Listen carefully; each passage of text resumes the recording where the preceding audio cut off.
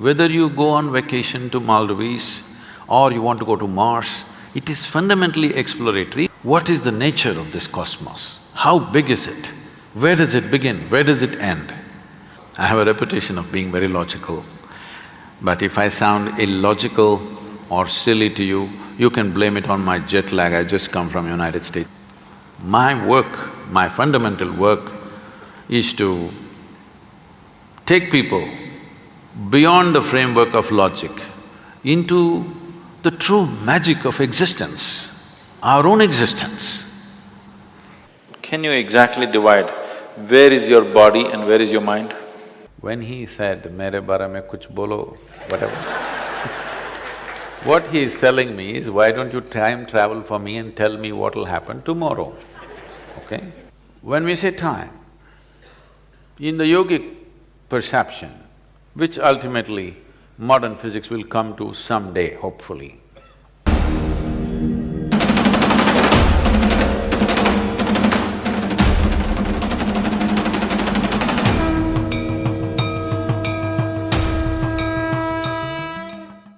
traveling in the world, we jetted around and now we want to travel to the Mars, we want to travel to another place.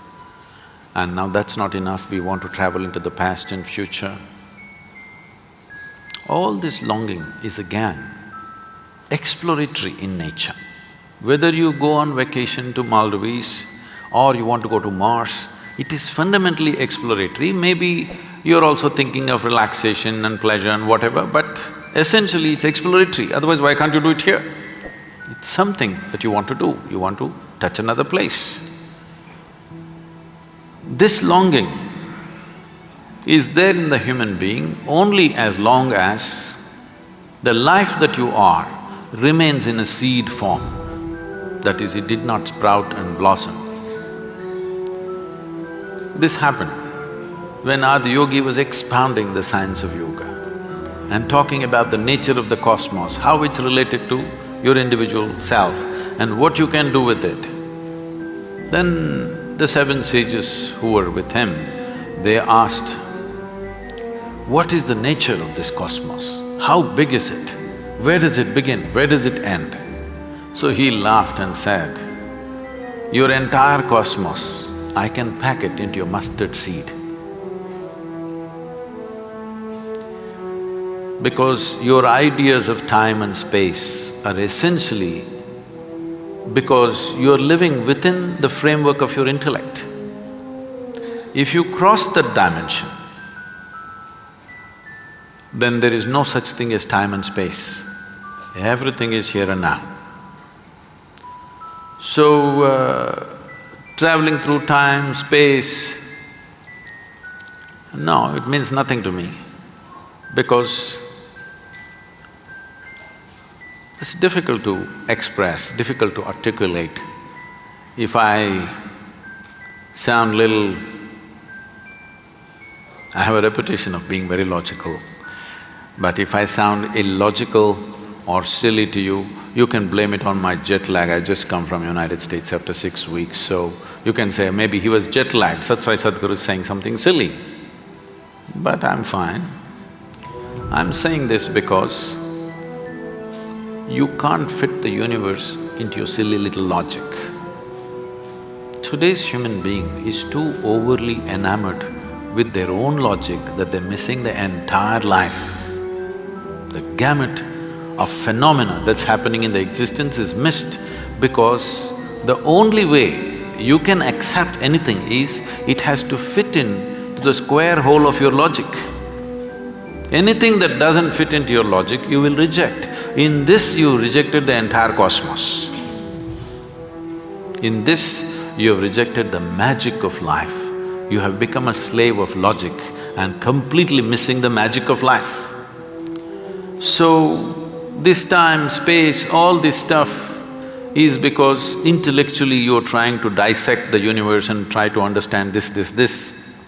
Tell me if you sit here, suppose you're very joyful, do you see, you will not know how the day passed off. And if you're depressed, do you see the day won't pass? So time is a consequence of the miserable nature of human existence.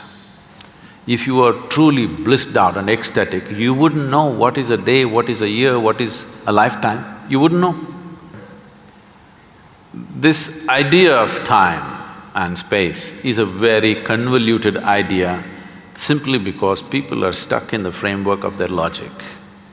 My work, my fundamental work is to take people beyond the framework of logic into the true magic of existence, our own existence.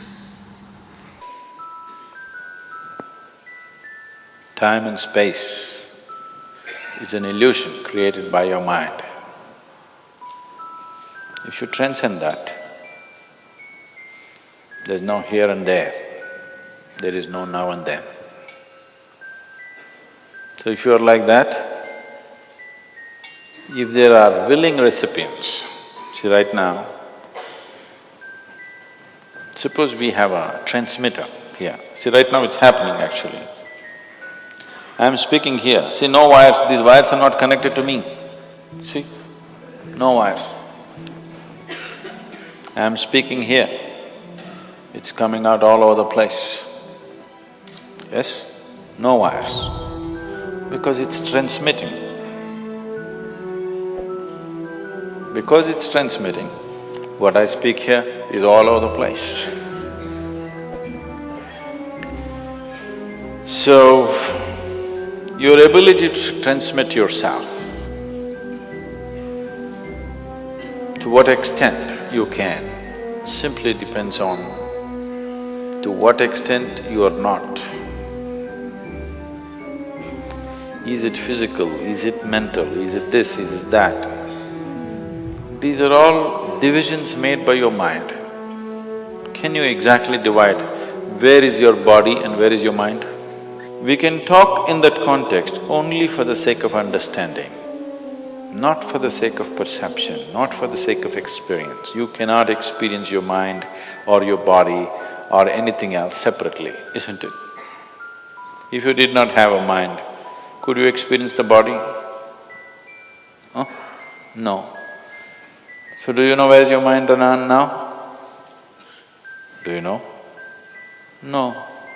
So, it is just you, do you understand? The rest is all made up. You is good enough. Don't make up too many things. So, you want to go into the past or the future. Isn't this the biggest problem in the world? People are time-traveling within themselves. They're trying to live what happened 10 days ago, or they're trying to live what may happen day after tomorrow. Time travel is the biggest problem, don't seek it. It's already a great problem. Now, that's not what you're asking. You want to know what happened in the past, or you want to know what will happen tomorrow.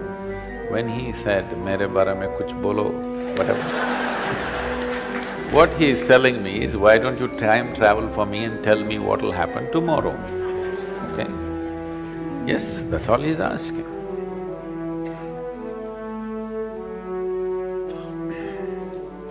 So I have to wear my astrological clothes.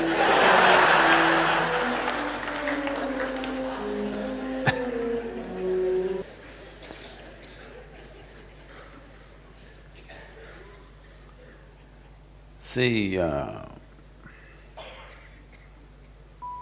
if you transcend your physical nature, there is no such thing as time.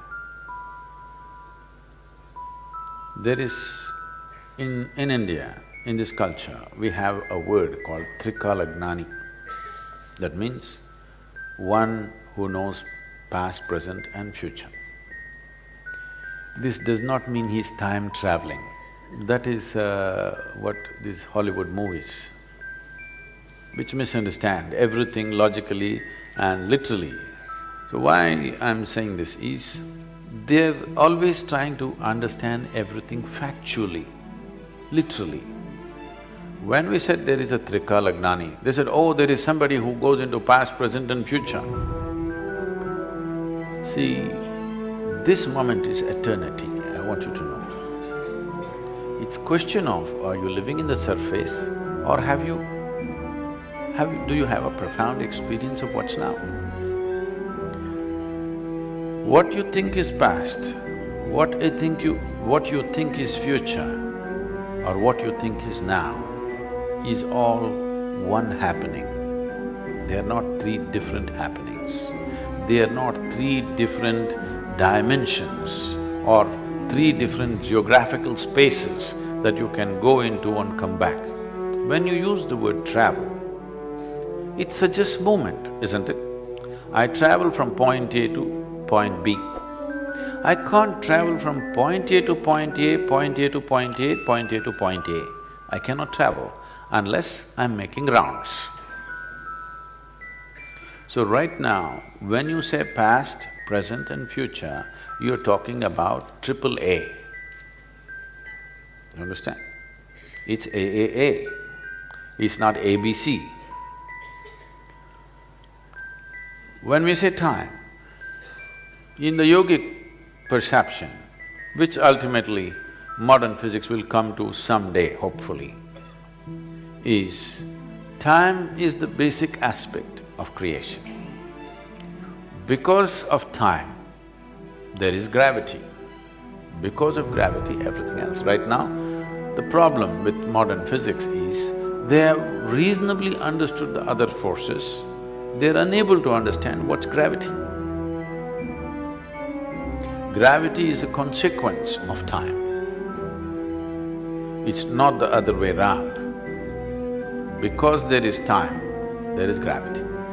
The word time itself may not conjure that image in your mind. The Sanskrit word is correct, it's kala. Kala means two things, time and emptiness. Kali, not talking about the Devi. Kali means what? Empty. Kala means darkness, kala means time, and it also means emptiness. If you try to speak with little more personified context, we will call this Shiva. So we are talking about time and emptiness, time and nothingness as the same thing. Because there is time, there is creation. Because what we call as creation exists, there is gravity, because to maintain the integrity of a little bit of physicality in this vast kala, you need some force to hold it together. So, gravity is only when time bends in a certain way. Time which is nothingness, time which is emptiness, takes a curve. When it takes a curve, physical dimension begins. If it doesn't take a curve, physical does not exist. So when we say spiritual process, you're trying to get out of the curve, because whatever curves ultimately will go in circles, isn't it? So because you experience time as a consequence of the curve that it took, you're understanding time as the spin of the planet, as the rotation of the moon and the sun and whatever else. But when we refer to kala, we are talking about time in a more fundamental way, that it is emptiness, it is nothingness, it is clear space is time. We are always… the modern concept is talking about time and space as two different things. We are talking about time and space as one thing.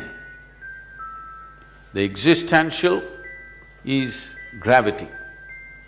The non-existential presence that is there is kala or kali or emptiness or time or whatever you want to call it, or darkness. All these things symbolize the same thing. So if somebody travels in time, he's lost his mind. Really. I know books are written about it. Don't ever believe. Please, I want you to understand.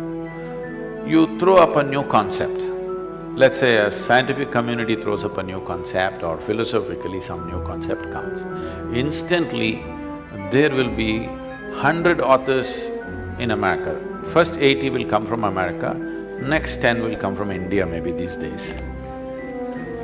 They will write books about how they experience this concept which may not even exist. Powerful books will be written. And one generation will grow up on that and it will die. Next generation has not even heard about what the books that were popular in 70s and 80s, this generation has not even heard about those things which shaped those people's psyche completely. So this time travel business, this near-death stuff that's going on, these are popular subjects right now. I would advise you write a book. You'll sell well, make money, it's all right. If it's your survival, write something. But if you're seeking, don't bullshit yourself into something and you'll get lost. Don't do time travel, because you cannot do time travel. Time as you know it only exists because of your physical nature. If you really want to know the profoundness of time, if you want to know the kala, which holds everything together, which holds everything in its lap, you must distance yourself from your physical nature.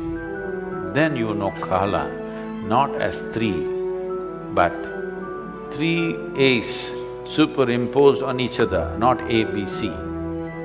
So then you will not try to travel, you will dimensional shifts within yourself, not psychological understanding of time. What happened yesterday is one time, what's happening now is another time, what may happen tomorrow is another time, not in that context. They are not three separate things. Actually, what happened yesterday, if you sit here and imagine all that, it'll all happen now, isn't it? Yes? What may happen tomorrow, if you sit here and if you have powerful enough imagination, it'll happen right now. This is why people are suffering something that happened 10 years ago and something that may happen day after tomorrow. Yes, they're enjoying and suffering things which don't exist. So, if you try to do time travel, you will lose your mind and think you're experiencing something. Psychological drama that you create in the form of thought and emotion is not life. It is a badly directed movie.